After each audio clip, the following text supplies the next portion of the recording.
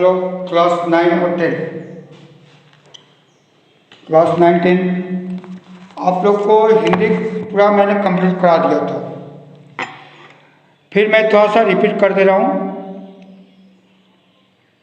जिससे तुम लोग को रिवीजन करने में सुविधा होगा।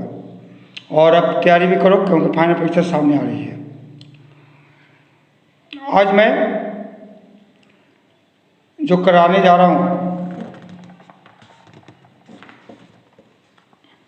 वो एक कहानी है।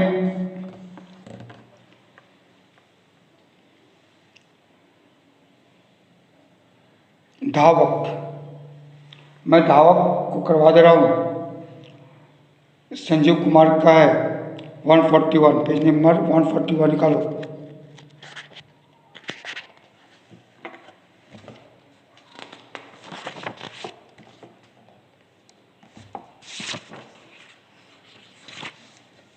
नहीं 141 नहीं है, 132। संजीव कुमार का लिखा हुआ। कुछ प्रश्न पहले लिख लो लेखक के विषय में। संजीव जी का जन्म कब और कहाँ हुआ था? इनकी शिक्षा दीक्षा कहाँ हुई थी? इनकी पढ़ाई कहाँ तक थी? इनके कुछ पुस्तकों का नाम बताओ और इनको क्या क्या सम्मान मिला था और कब। ये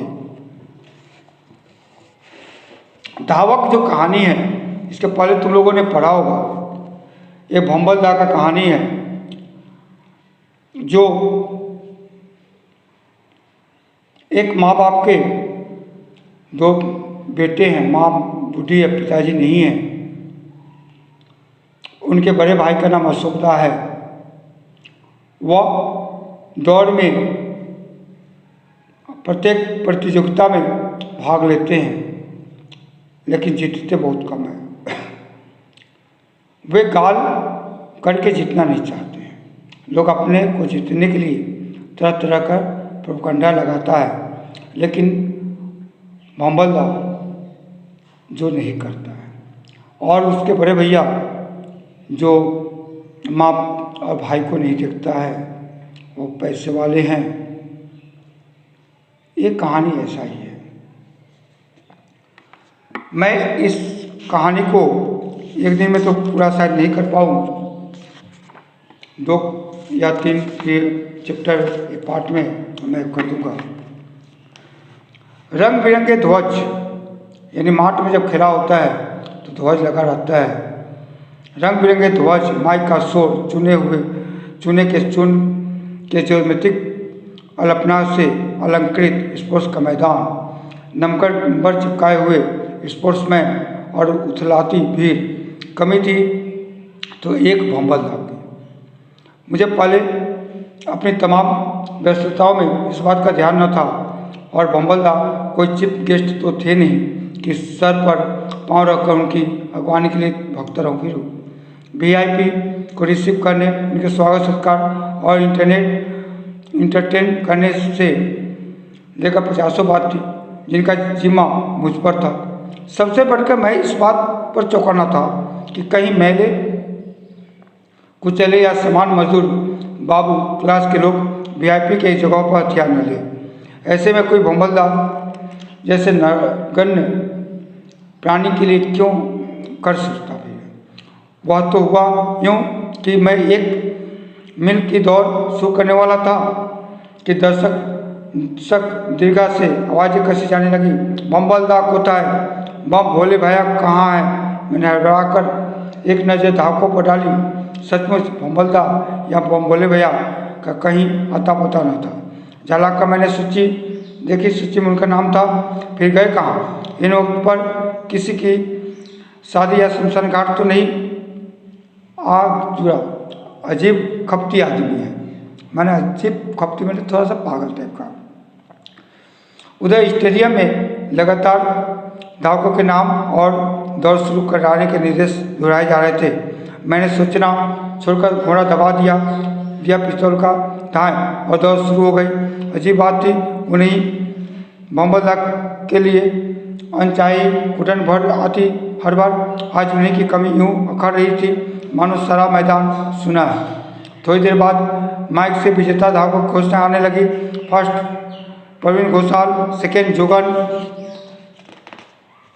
मुंडा, थर्ड। आगे सुन नहीं पाता मैं भंबलदा को ढूंढते हुए पूरे 25 वर्ष उलट पलट डालता हूँ, यानी 25 वर्ष पीछे चला जाता है। 100 मीटर से लेकर मील भर की दौड़, long jump, high jump, hurdles race, javelin throw, discus throw, cycle race, पता नहीं क्या क्या। धीरे धीरे अधिकांश खेलों से बहिष्कृत होते गए भंबलदा।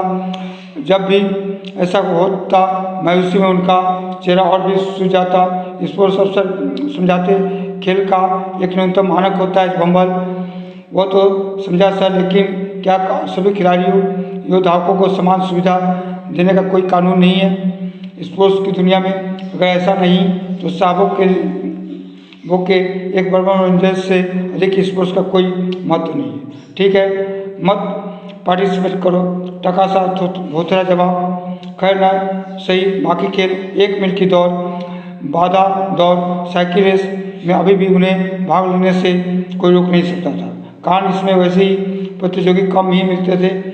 शुरू में बढ़त हासिल करने के लिए भंबलदा 2 बार आगे निकल जाते, मगर दूसरे चक्र के शुरू होते ही न होते बाकी धावक उन्हें पीछे छोड़ कर आगे निकल जाते।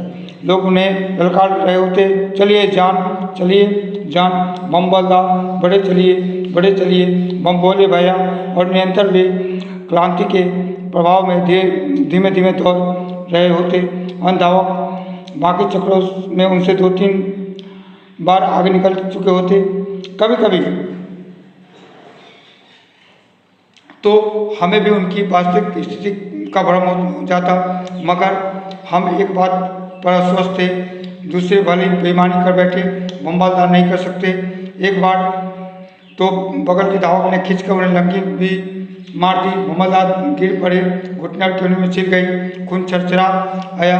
लोग लंगी मारने पर आक्रोश में मारो कहकर चीख भी उठे और हमें पता था कि भीड़ एक बार में बेकाबू हुई कि पता नहीं कितना कुछ हो सकता है। भीड़ की तोड़फोड़ में हम अपने वीआईपी को कैसे संभालते, मगर वैसा कुछ होते रह गया। भंबलदा ने स्वयं ही लंगड़ाते हुए हाथ जोड़कर भीड़ को नियंत्रित किया। कुछ दूर तक लंगड़ाते हुए चले, फिर भचकते हुए दौड़ पड़े। हाँ, मैं बता रहा था उनके प्रति उनके अपने कुरन की बात। वह यूं कि दौड़ शेष हो चुकी होती, विजेताओं के नाम घोषित हो चुके होते और वे प्रथम, द्वितीय और तृतीय पदकों पर खड़े होकर अभिवादन तक कर चुके होते। और अब हमें उसी ट्रैक पर दूसरे खेलों की तैयारी करनी होती, मगर वह होती कैसे? भंबलदा अभी भी दौड़ रहे होते, ट्रैक जाम रहता, बिना साइड चेक पूरे किए वे बैठते कैसे? वह स्पोर्ट्समैन के रुतबे के खिलाफ हो जाता ना। साइकिल रेस में भंबलदा को ही बोली चाल रहती। उस दिन के लिए लोग एक दूसरे के लिए लोग एक से एक हल्की और फ्री साइकिल ले आते, कैरियर, बास्केट और चेन कवर तक हटा लिए जाते। पर भंबलदा का वही पुराना खटारा और उसकी पुराना खटराग जिसके विरोध में प्रसिद्ध था, घंटी छोड़कर उसका सब कुछ कब बचता है। कभी उन्हें अन्य धावकों की तरह रियाज करते नहीं देखा। यूँ समग्रवत देखा जाता तो कस्बे में उन जैसा तेज चलने वाला या तेज साइकिल चलाने वाला शायद ही कोई मिलता। उनके दादा बड़े भैया अशोक दास स्वास्थ्य के नाम पर बोल बढ़कर का अभ्यास करते और आसन करते, पति पत्नी दोनों ही योगा करते, मगर भंबलदा हंसा करते इन बातों पर।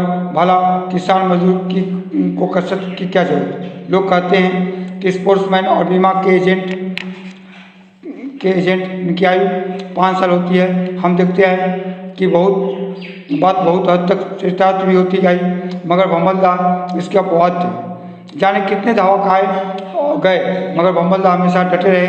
जाने कितनी बार ट्रैक जाम रखने के कारण उन्हें घुड़कियाँ, फुफ्तियाँ और कुरें झेलनी पड़ी होगी, मगर आज तक न उन्होंने प्रतिवाद किया, न खेल के नियमों का उल्लंघन किया और न भाग लेना छोड़ा। दर्शकों को उनके प्रति समर्थन भी इतना जबरदस्त था कि हम उन्हें चाहकर भी बैठा ना पाते। पिछली बाधा दौर में महज 4 प्रतियोगी थे। पहले जमीन पर खूंटे से बंधे एक तिरपाल में घुसकर निकलना था, फिर चर्बी लगे 75 अंश के लंबे तिरछे तख्त के पार करना था, सबसे अंत में एक ड्रम से होकर निकलना था जिसमें रंग बिरंगे पाउडर थे और दोनों सिरे कागज से बंद थे। प्रथम 2 बाधाओं के अतिक्रमण के बाद बदन और चेहरे पर चर्बी और धूल का एक आवरण यूं ही चढ़ जाता था, जिसका सही कमी रंग वाला ड्रम पूरा कर देता। बाहर दौड़ कर रस्सी तक पहुंचने तक शिनाख्त तक में मुश्किल पैदा हो जाता करती थी। इसका लाभ उठाकर लगभग एक साथ पहुंचे प्रतियोगी ने भंवलदास के प्रति द्वितीय आने को गलत बताया और कहा कि रस्सी पहले उसने छुई। यूँ भंवलदास उसको मुखरता की तुलना में मौन थे, फिर भी निर्णायकों की सहानुभूति भंवलदास के प्रति जानकर उसने बच्चे की तरह कहा, भंवलदास आप माँ की कसम खा लीजिए और मैं अपना दवा छोड़ देता हूँ। भंवलदास की आंखों में आंसू उस विचित्र हुलिये में भी छुपाए नहीं छिपे। तुम्हारी माँ नहीं है शायद, वरना तुम इस तरह तुच्छ पुरस्कार के लिए माँ को तो दाव पर नहीं लगाते। मेरे भाई, तुम्हें शायद मालूम नहीं कि भंवलदास ऐसे पुरस्कारों के लिए नहीं दौड़ता। मुझे तो सिर्फ अपने को तोलना और वह मैं कर चुका हूँ।